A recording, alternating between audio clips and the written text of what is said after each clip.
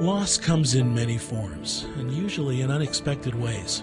It can be devastating, leaving you facing an uphill struggle to go on with life without someone you thought would always be there. But life does go on, and even in the deepest despair, we can find hope. Welcome to Grief Relief with your hosts, Drs. Gloria and Heidi Horsley, brought to you by the Open to Hope Foundation, helping people find hope after loss. And now here's Dr. Gloria and Dr. Heidi. Hello, I'm Dr. Gloria Horsley with my co-host, Dr. Heidi Horsley. We're talking about suicide today, and this is a really tough topic. And we're going to start out with Pamela Prime. She's a spiritual director, and her son, Sean, died by suicide many years ago, and we'll be talking about that. And she's also written a wonderful book that's going to inspire you. Welcome to the show, Pamela. Hi, Thank Pamela. You. Lovely to be here. So great to have you on. Heidi. Tell us a little bit about Sean, and how long ago did he die? He actually died 34 years ago, a very long time. He was 16. Wow. Yeah. Very sad. Well, you know, you want to give people your condolences, but also I want to say to you that you're just an inspiration, and talk about what you've learned through this experience for those folks that are out there that have had a suicide. Well, I think that one of the things that I have learned is a great deal of compassion. And I always say compassion is a hard-won gift. But I have a great awareness for people who suffer suicide in their families. I've also, I think, learned that things that are tragic in our lives bring us to new levels of spiritual growth and really even joy. There's nothing that's happened in my life that I feel at this point in my life isn't a gift. I would never want to have had Sean die, but his death really enlightened me in many ways. Now you've written a book, right? I have. Yeah, can you tell us a little bit about that? Because Heidi and I know a little bit about it because we had her on our radio show, right, Heidi? Right, and I love the title. Yeah. Yeah, tell us your title. When the moon is dark, we can see the stars. And now, how did you get that title? That title really came as a gift. And it seemed to be right because it said so much about the experience of being in a very dark place and coming into the light. Yeah, it's an incredibly dark place, and we know for people it is such a dark place, Pamela. How long did it take you to even see any light? Do you know? Do you remember? I mean, it's been some time. Well, I will tell you that just probably even 6 weeks after he died, I was driving to town. I don't even think it was 6 weeks. And I suddenly started to sing. Wow. And I literally stopped the car and said, this is amazing that I'm singing. But there was suddenly some awareness that life was going to be bright again.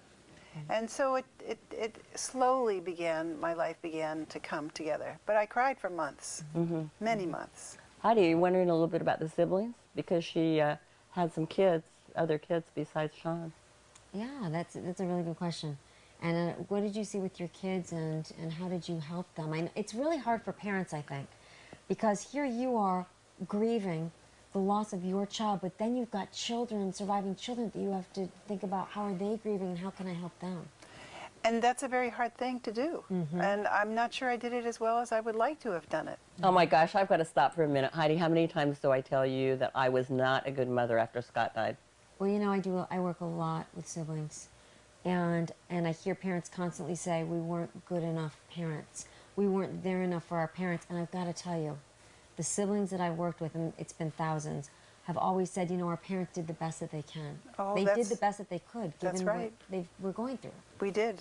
Yeah. That's really true. We did, but you certainly don't feel like you were that good, right? Well, I wonder how I could really have been, you know. They were crying, I was crying, and we all did the best we could. And I must say that my children, I have 3 children that are living, and they're very healthy and productive kids and are happily married. So I'm thrilled with that. And I can't take credit for it, but it brings me a lot of joy. Now, are they close to each other? Very close to each other. See, I think that's interesting because Heidi and her sisters are very close, and I think when you've had this profound loss, there's something to it. I don't know. What's your thought? Well, there's a lot of research, and we won't get that into it, but it talks about how we do, as bereaved siblings, appreciate life more and appreciate relationships more, and in many ways are more mature, and we're more able to handle adversity and to help others. Oh, I think that's As absolutely you know, true. bereaved parents are the same way. Yeah. You know, I just wanted to quickly, talk a little bit about the stigma of suicide, though. Heidi and Scott was killed in an automobile accident, and what's your thought about the stigma, quickly? Oh, I think it's there, but I think it's today. I think it's more in the minds of the parents whose child has committed suicide, because I think most people don't automatically think, well, you didn't raise a healthy son, or you weren't kind to him, or you did something wrong. I don't think that's really happening as it was in the past. But I do think that we as parents have to go through that period of time where we allow ourselves to feel the guilt and to feel the shame around having a child commit, or even a spouse commit suicide. You know, that's interesting, because you do feel ashamed too. My son was in an automobile accident, and I felt like I could have taken care of him better. Well, Pamela, I want to thank you for being on the show. And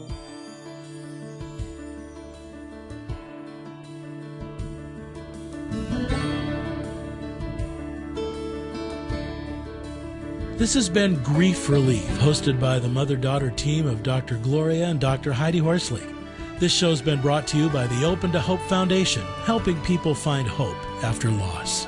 Be sure to visit Dr. Gloria and Dr. Heidi at opentohope.com, where you can listen to radio programs, watch past episodes of Grief Relief, read articles, and view books. You can also join them on Twitter and Facebook and put your events on their international calendar. Thanks for watching, and remember, others have been there and made it, and you can too.